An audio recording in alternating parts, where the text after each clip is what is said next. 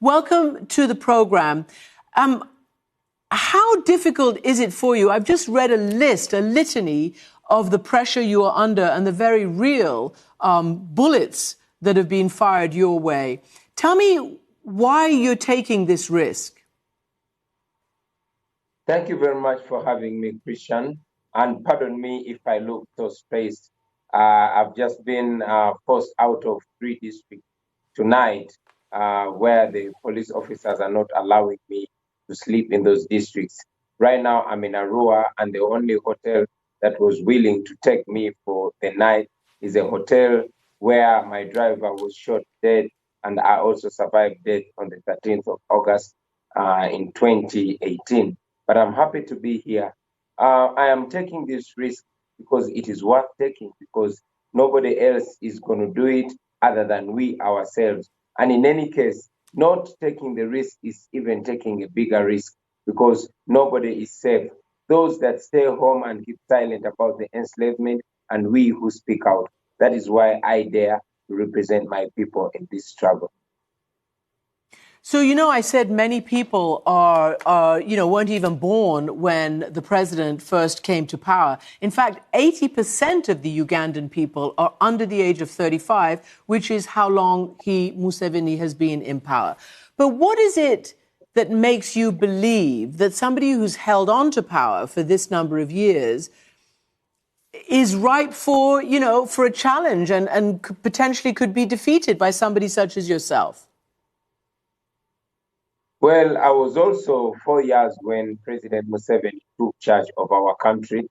But like you mentioned it, the biggest part of our population is under the age of 35. Precisely over 80% of our population is my age and below. These are the disconnected young people, the unemployed, the excluded, the have-nots. Our country has been divided into the haves and have-nots. So these are the masses looking and searching for a difference, searching for better, searching for change, but most importantly, wanting to be free in their country, wanting their voice to be heard. That is the constituency that I am representing. What gives me confidence that we can overwhelm the dictatorship is the history, the recent history in Africa. The young people did it in the Gambia. The young people did it in the Sudan. The young people have done it all through history. That is why I believe that if we stick by the law, if we come out massively and vote, we can be able to overwhelm the dictatorship of President Museveni, and for the first time in our life, also have a taste of true freedom. So, look, I've interviewed the president several times. The last time was a few years ago, admittedly, but he insisted to me that the opposition is free to operate in his country. This is a little bit of what he said. Opposition in Uganda competes on a leveled playing field. There is no opposition which we stifle, but otherwise we never restrain the opposition at all. So, level playing field, no restraint. Bobi Wine, tell me, apart from the very real danger, which is obviously, I guess, your overriding concern, are you able to campaign? Do you have access to the media? What are the issues that you're facing trying to mount a credible campaign?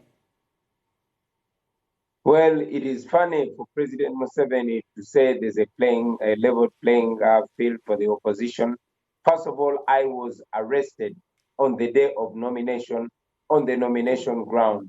I was beaten, pepper sprayed, and driven straight to my home. I have been blocked from using the main roads by the police and the military.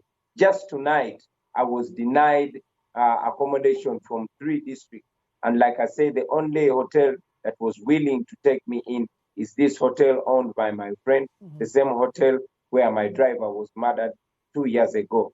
I am not allowed to speak on radio stations. The military has literally taken over the campaign process. I am not allowed to access any town. And whenever I try to campaign, I am driven in very, very remote areas where there are no people. Thanks to the dynamics the way they are, because the people, especially young people, have had to walk miles and miles to access us. The only media that I can be allowed on is social media. That is the only media that we have that we can use to communicate to our people. As you mentioned, I have to put on a bulletproof for me to be able to campaign. I have survived 2 assassination attempts in the last 2 weeks, where bullets have been shot in my car, on the tires and in the windscreen. Tear gas canisters are thrown at us every time we are tear gassed and brutalized and even shot with live bullets by the police and the military. That is the ground that President Museveni calls Lagos. Bobi, let me ask you this because, I just wonder whether you think the January election is going to be free and fair.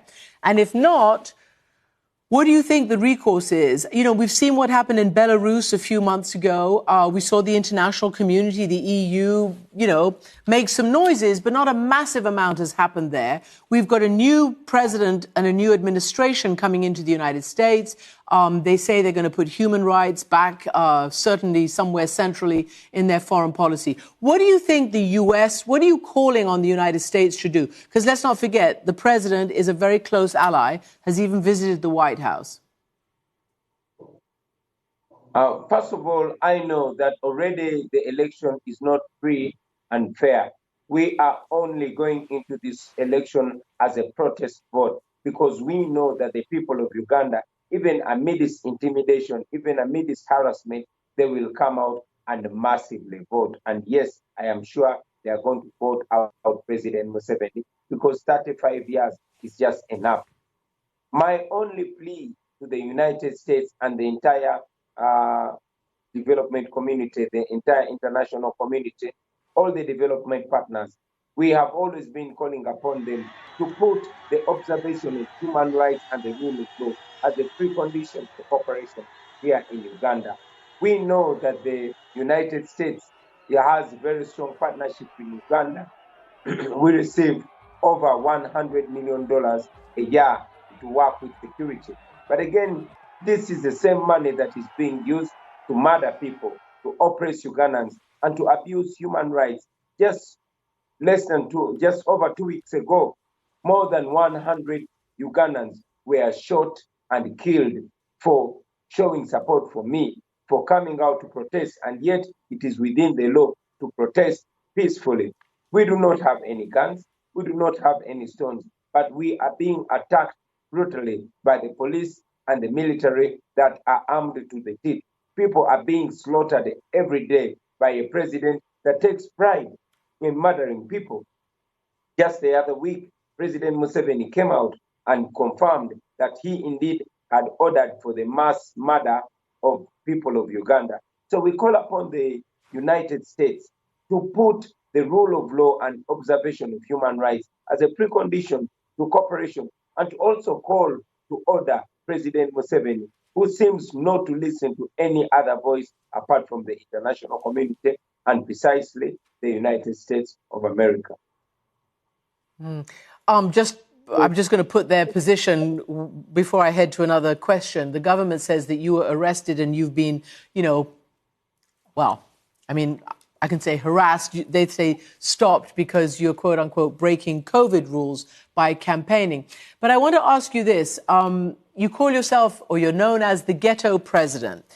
What is it that young Ugandans, the majority of the country, as we said, 80% of the country is under 35 years old, what are they yearning for there, beyond the obvious freedom? What do they want for Uganda? Young Ugandans are yearning for freedom of speech, for freedom of expression. They are yearning for the basic human rights. They are yearning for the right to live.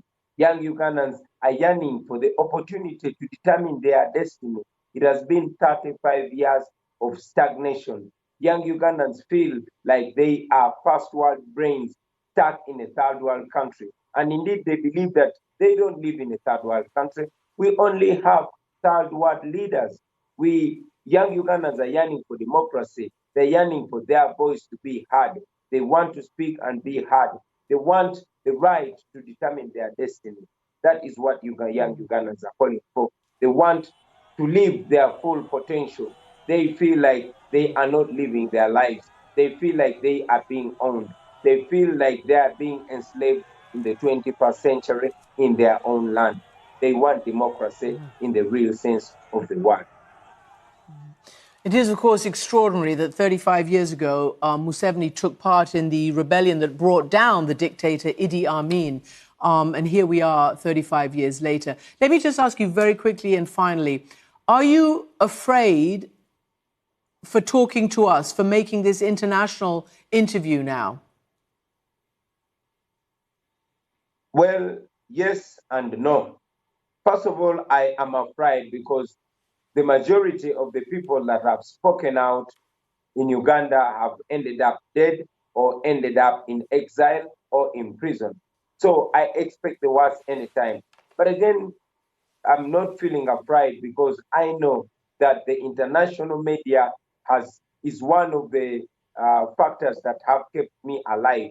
I know that no matter how ferocious a dictator President Museveni is, he is afraid of the international community.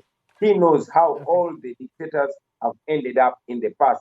He has been close friends with Mugabe. He has been close friends with Omar el-Bashir. He has been close friends with Muammar Gaddafi. And he knows how all dictators have ended. And what he fears most is the fact that what is happening in Uganda is actually being projected on the world screens.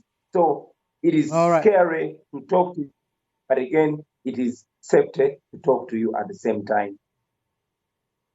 Well, you're being very brave, Bobi Wine, and we hope to invite the president on to put some of these issues to him. Thank you very much for joining us.